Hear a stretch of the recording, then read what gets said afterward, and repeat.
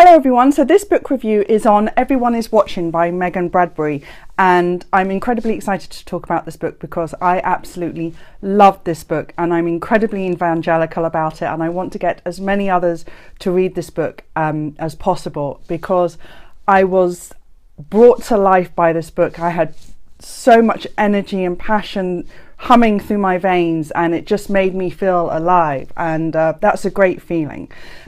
This book is based around New York and it is a very clever blend of fiction and non-fiction.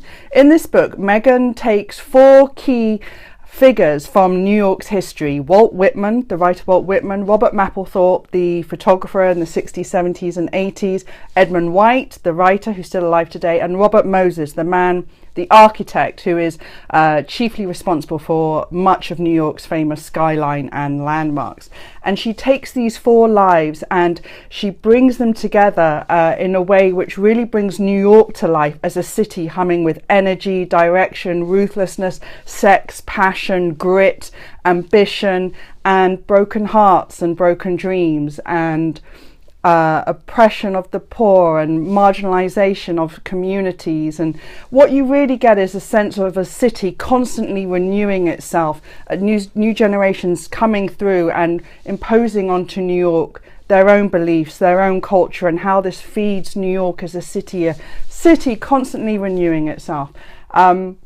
The book is very cleverly written. Like I said, we follow these four lives, but they sort of tumble and tussle over each other as this sort of little vignettes that Megan brings out, and then we'll move on to, say, Robert Mapplethorpe's photography, or we'll suddenly leap to the World Fair and Robert Moses, then some of Walt Whitman's travels to New York, and all these stories intertwine and weave as Megan really brings New York to life. And it's wonderful to see sort of how these sort of decisions by Robert Moses so many decades ago, and then sort of in the 60s, 70s, you've got Robert Mapplethorpe walking those streets, and how it is all, of course, one big circle of life, a continuity, how one feeds the other.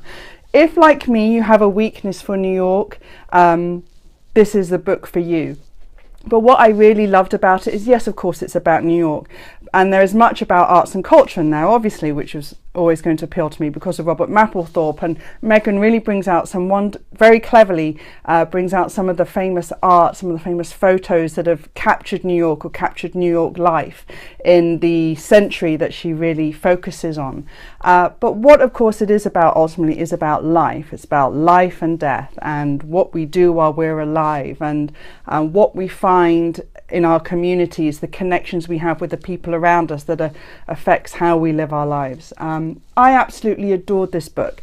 Everyone is Watching by Bradbury. It's a great electric book that really has you full of joy and full of passion. I can't recommend it enough.